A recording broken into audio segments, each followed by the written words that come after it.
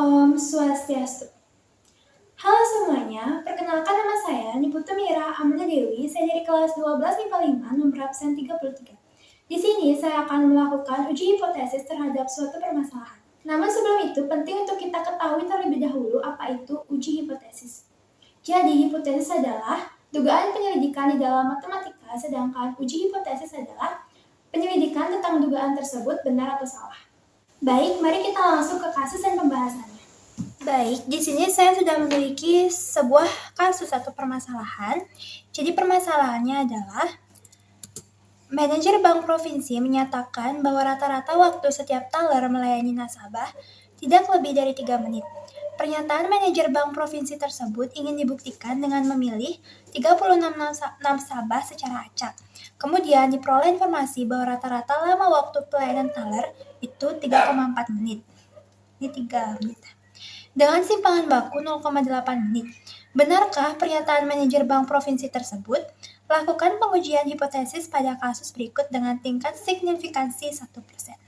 Nah, jadi dari permasalahan tersebut, yang diketahui adalah rata-rata lama waktu teller melayani nasabah atau mu0 sama dengan tidak lebih dari 3 menit. Kemudian ada informasi bahwa rata-rata waktu pelayanan teller mu tidak sama dengan 3 menit. Banyak sampel atau nasabah, N sama dengan 36 nasabah, rata-rata waktu sama dengan 3,4 menit, simpangan baku 0,8 menit, dan tarif signifikasi alfa sama dengan 1%. Kemudian, jadi yang kita harus selidiki adalah apakah benar mu0 ini kurang atau sama dengan 3 menit. Nah, ini yang harus kita selidiki. Kemudian kita masuk ke tahap pengujian. Nah, jadi di dalam tahap pengujian ini ada beberapa langkah yang harus kita ikuti. Yang pertama itu adalah rumusan hipotesis. Nah, di dalam rumusan hipotesis ini, kita akan menemukan yang namanya H0 dan H alternatif. Nah, ini adalah H0 dan ini adalah H alternatif. H0 adalah hipotesis atau pernyataan yang dianggap benar dan akan diuji kebenarannya, sedangkan hipotesis atau hipotesis alternatif adalah lawan dari hipotesis H0. Nah, jadi dalam berdasarkan permasalahan tersebut, rumusan hipotesisnya dapat dirumuskan sebagai berikut. Untuk H0, mu kurang dari atau sama dengan mu0, atau rata-rata waktu melayani teller kurang dari atau sama dengan 3 menit. Kemudian untuk H alternatif, mu lebih besar dari mu0 sama dengan rata-rata waktu melayani teller adalah lebih besar dari 3 menit. Nah, kemudian kita masuk ke tahap nilai statistik uji. Jadi di sini, karena N-nya itu lebih besar atau sama dengan 30, maka statistik uji yang digunakan itu adalah rumus berikut. Nah, ini sudah ada rumusnya. Nah, jadi rumusnya adalah Z sama dengan rata-rata dikurangi mu0 per simpangan baku per akar N. Jadi di sini saya sudah cari tadi hasilnya. Jadi kan rata-rata itu 3,4 dikurangi mu0 sama dengan 3 per simpangan bakunya 0,8, kemudian akar 36. N-nya sama dengan 36. Nah, N-nya sama dengan 36. Didapatkan hasil 3,4 dikurangi 3 sama dengan 0,8 per 6. Nah, 3,4 dikurangi 3 itu kan 0,4 per 0,8 per 6. Akar 36 itu kan 6. Jadi 6 ini kita kali ke atas, mendapatkan hasil 2,4 per 0,8, 2,4 kemudian dibagi 0,8 sama dengan 3. Nah, jadi nilai statistik ujinya sama dengan 3 atau Z-nya sama dengan 3. Nah, ini ya guys. Kemudian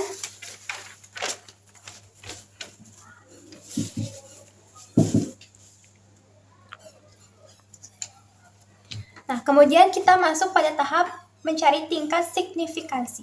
Nah, tadi di dalam soal sudah diketahui bahwa alfa sama dengan 1%, maaf. Jadi kan 1% ini sama dengan 1/100 ya. Nah, 1 dibagi 100 ini sama dengan 0,01. Jadi alfanya sama dengan 0,01.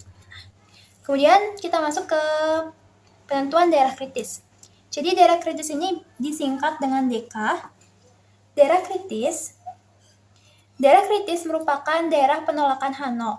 Jadi daerah kritis ini ditentukan berdasarkan rumusan H alternatif dan tingkat signifikasi alfa yang dipilih. Jadi karena hipotesis alternatifnya itu mu lebih besar dari mu 0 atau mu lebih besar dari 3 menit, maka di daerah kritisnya dapat dilihat pada gambar. Jadi daerah kritisnya itu kan berada di ujung kurva. Jadi uji ini dinamakan uji satu pihak kanan. Nah, jadi ini mu-nya sama dengan 3, Z 0,01, dan DK luas sama dengan 0,01. Ini kan kanan, ini kiri ya. Nah, mu 0 sama dengan 3. Dan uji yang dilakukan adalah uji satu pihak kanan dengan luas daerah kritis sama dengan alfa sama dengan 0,01. Kemudian berdasarkan gambar daerah kritis Z lebih besar dari Z 0,01, kita cari letak 0,01 pada tabel distribusi Z. Jadi nanti lihat pada gambar berikut tabelnya.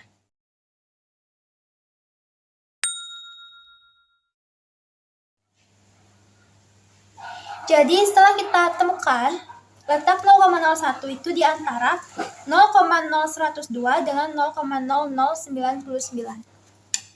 Kemudian di antara 0,0102 sama dengan P kurung buka Z lebih besar dari min 2,32 dan 0,0099 sama dengan P kurung buka Z lebih besar dari min 2,33.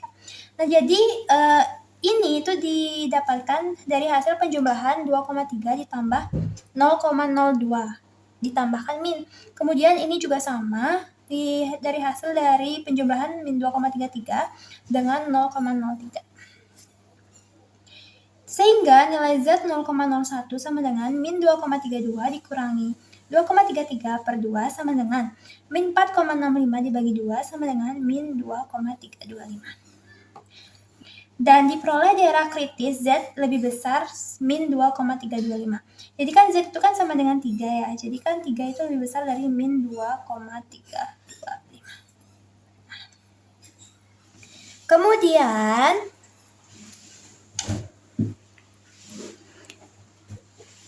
kita mendapatkan keputusan ujinya karena sudah diperoleh Z sama dengan 3 dan 3 lebih besar dari min 3,325, maka Z sama dengan 3 terletak di dalam daerah kritis sehingga H0 ditolak. Jadi ada ketentuan, jika Z itu lebih besar dari Z alfa, maka H0 akan ditolak. Sedangkan jika Z itu lebih kecil dari Z alfa, maka H0 diterima. Nah, jadi kan berdasarkan hal itu, ini kan artinya Z lebih kecil dari Z alfa, artinya H0-nya ditolak. Oke, jadi dapat kita simpulkan, karena H0 ditolak, maka H alternatif diterima, dan dapat disimpulkan rata-rata waktu pelayani Thaler adalah lebih besar atau lebih lama dari 3 menit. Sekian dapat saya sampaikan. Jika ada kesalahan di dalam perkataan maupun perbuatan saya di dalam menguji hipotesis ini, saya mohon maaf. Saya tutup dengan Parama Santi. Om Santi, Santi, Santi, Om. Terima kasih.